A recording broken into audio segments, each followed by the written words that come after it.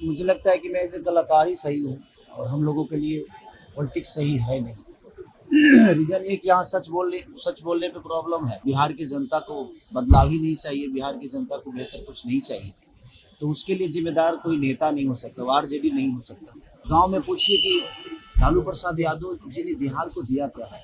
जो अधिकार हमें बोलने के लिए, खटिया पे बैठने के लिए, हमें अपनी आवाज़ बुलंद करके कुछ कहने के लिए जो उन्होंने दिया है आवाज़, जो छोटे वर्ग के लोग थे उनको जो आवाज़ उन्होंने दी है, मुझे नहीं लगता कि अगर वैसा नेता हमारे बीच में नहीं होता तो शायद हम आज भी किसी न किसी दबाव में जी रहे होते। मैं बीजेपी के लायक हूँ नहीं हूँ, ये वो डिसाइड नहीं कर सकते और उनको पता भी नहीं होगा कि कितने ऑफर खेसारी लाल यादव को बीजेपी से आया होगा। छपरा में रहूँ, मेरा काम छपरा में है। इन लोगों ने फिल्म सिटी बना रखी है क्या बिहार में?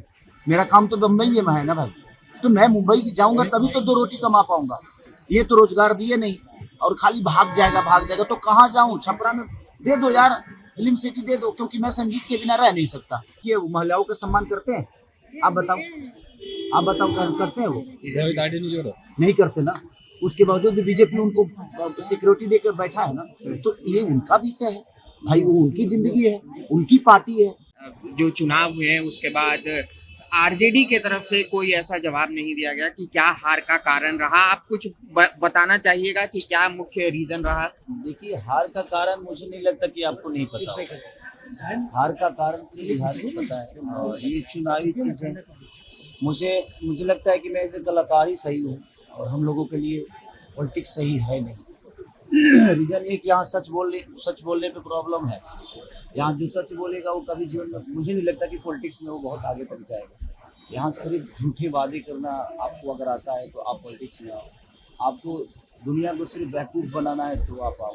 हम लोगों ने सिर्फ ईमानदारी से अपने जीवन को लेकर चला है और हमेशा से हमने एक जिम्मेदार और ईमानदार दोनों चीज़ें हमारे अंदर थी, शायद तभी हम यहाँ तक पहुँचे। और हार का कारण देखिए, बिहार की जनता को बदलाव ही नहीं चाहिए, बिहार की जनता को बेहतर कुछ नहीं चाहिए। तो उसके लिए जिम्मेदार कोई नेता नहीं हो सकता, वो आरजेडी नहीं हो सकता। बल्कि मुझे लगता है कि वो जिम्मेदारी कहीं न कहीं पब्लिक को उठानी पड़ेगी कि अगर उसको बेहतर बिहार चाहिए, उनको बेहतर बिहार अगर दिख रहा है तो सही है, बेहतर बिहार। मुझे लगता है कि मैं बेहतर हूँ और मैं बेहतर अपने जीवन में अपने बच्चों के लिए कर रहा हूँ। अगर बिहार के लोगों को भी अपने बच्चों की बेहतर के लिए करना है तो उनको बेहतर विकल्प के साथ ही जाना पड़ेगा। अगर वो नहीं जाना चाहते हैं, उनको लगता है कि हमारे लिए यही सरकार बेहतर है, तो भाई उनका अपना चुनाव है, उनकी अपनी सोच है। उसके लिए ना हम दोषी हैं और ना कोई सरकार दोषी है। तो बिहार के लोगों को सोचना पड़ेगा कि उनके जीवन में उनके बच्चों के भविष्य के लिए कौन बेहतर सोचे। लैंड फॉर जॉब मामले में लालू प्रसाद यादव के परिवार को आरोपित तय किया है। तेज प्रताप ने कहा है कि हम लड़ेंगे। बिल्कुल लड़ना चाहिए। मुझे लगता है ना कि जिस उम्र से वो गुजर रहे हैं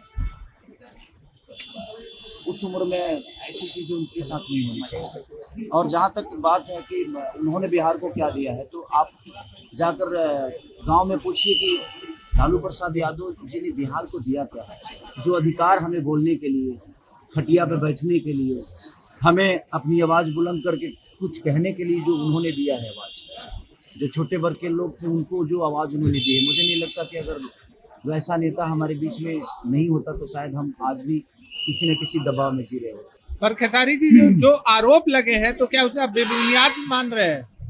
सच पूछिए ना तो आरजेडी के कई लीडर आरोप लगाना ना, अगर आपके पास पावर है ना भैया तो आप कभी भी किसी पे आरोप लगा सकते हैं। कितना आदमी चीजों को, हर चीज वैध भी अवैध हो जाता है जब आपके पास सरकार नहीं होती है। मुख्यमंत्री नीतीश कुमार की मांग उठी है, जेल में उठाया कैसे? बिल्कुल मिलना चाहिए भाई। अगर उनकी पार्टी ने उठाया है, पब्लिक ने नहीं उठाया, तो उनकी अपनी पार्टी है, वो तो उठाएंगे कि उनको ये सम्मान मिले, वो सम्मान।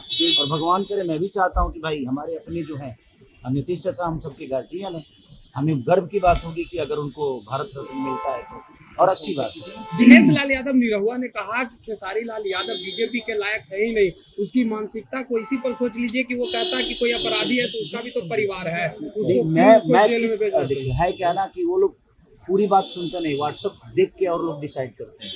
मैं बीजेपी के लायक हूँ नहीं हूँ, ये वो डिसाइड नहीं कर सकते और उनको पता भी नहीं होगा कि कितने ऑफर खेसारी लाल यादव को बीजेपी से आया होगा। और उनसे पूछ के, क्योंकि पार्टी के ऐसा तो नहीं कि वो अध्यक्ष हैं, उनसे पूछ के तो कुछ होता नहीं। तो आगे ऑफर आएगा खेसारी जी तो आप अरे बीजेपी नहीं ज्वाइन भाई करेंगे यार, क्या? नहीं, मैं कोई ज्वाइन करना नहीं चाहता यार। मैं क्या बोला कि सच बोलने वाले कभी भी सफल नहीं हो सकते नेता नगरी में।